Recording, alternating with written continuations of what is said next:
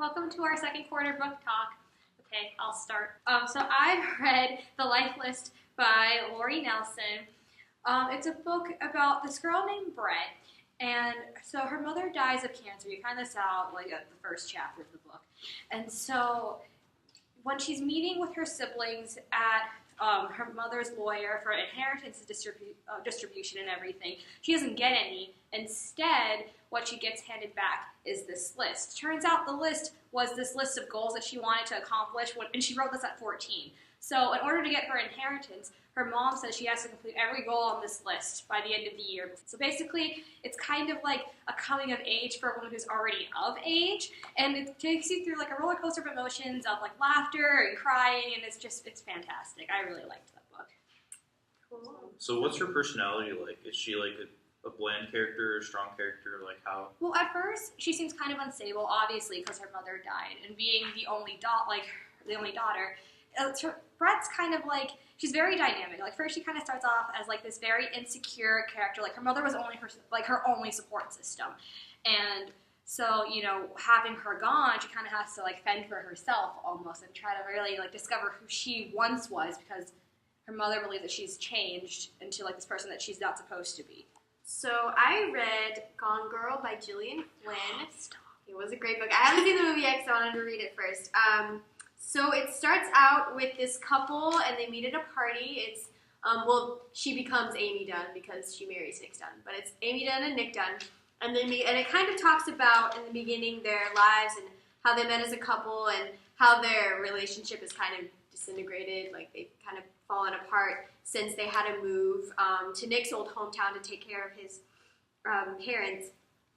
But then, in, like, the third chapter, he finds that Amy's gone, like she's missing. And so throughout the book, he tries to find her, and the cops aren't usually very helpful. And he goes to like different places. He goes to this abandoned mall and all these sorts of weird places.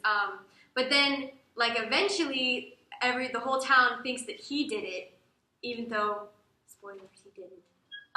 Sorry, I have to say that. I won't spoil it the end. And then it goes into some really crazy stuff. Like, the end is a total plot twist, and it's really suspenseful, really awesome. Really yeah, it's pretty great. Yeah. Really bad.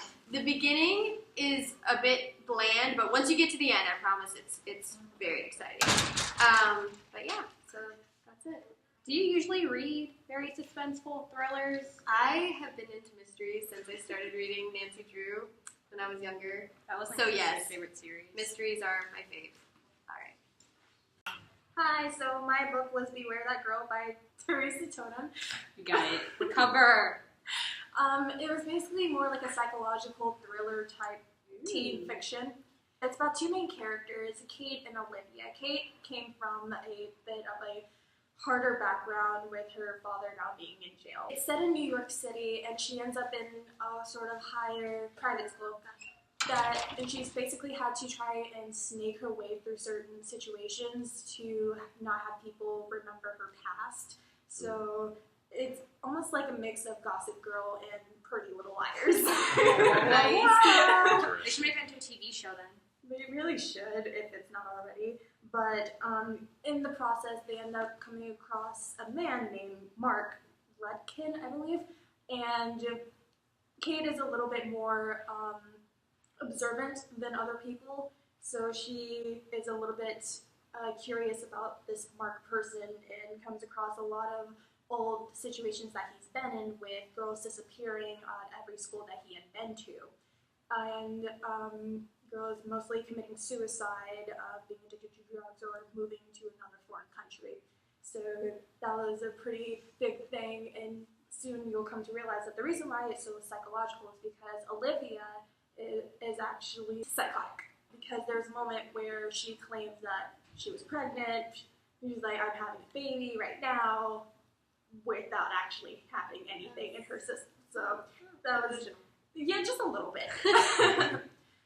I would recommend reading the book. It's a very interesting book if you're really into sort of the teen mind and trying to understand where Kate was coming from with, well, not completely, from having a fairly abusive family environment to having to live on her own in order to rise into the world to get where she wants to go.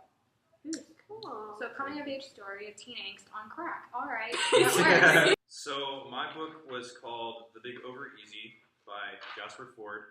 If you haven't read Jasper Fforde, he's a very, very satiristic type of author. I would say if I were to categorize this book into a genre, it would be essentially what would happen if the creators of CSI met the Brothers Grimm. So it's best described as a nursery rhyme parody / murder mystery. So it's set in England. The main character is this guy named Jack Sprat, who's supposed to be Jack from Jack and the Beanstalk, who works in the, get it, nursery crime division of the police department. Sounds like Once Upon a Time. Yeah, it kind of is actually. It's kind of similar, but not quite.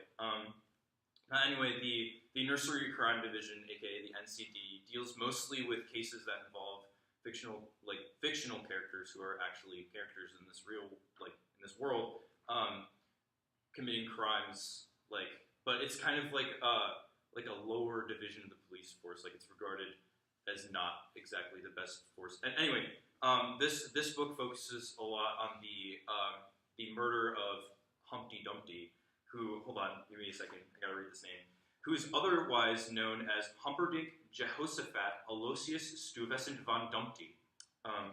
Yeah. So his partner is Mary, who is quite contrary. And through this investigation process, he meets a number of other fictional characters like Rapunzel, who is Humpty Dumpty's side hoe, and then Humpty got around, let's just say, and they all kind of connect to one another to the big unveiling at the end. And there's this rival inspector guy who's trying to steal a case from Jack. Inspector Gadget. No, it wasn't actually Inspector Gadget. Dang it. Close. His name is Friedland Chimes. He's the evil dude. He's also kind of a butthead. But yeah, I would really, really recommend this book because it's really, really funny. I really enjoyed reading this book because of all the puns that were in it, and all the modern, I guess you could say mature references that make nursery rhymes more interesting to an older audience. But yeah, I would really recommend reading this book.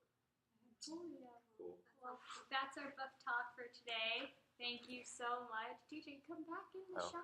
Sorry, I was going to stop the video. In the world. Okay, thank you for joining us. Remember, if you can't love yourself, how the hell are you going to love somebody else? Can I get an amen? Amen! DJ! Amen! Okay,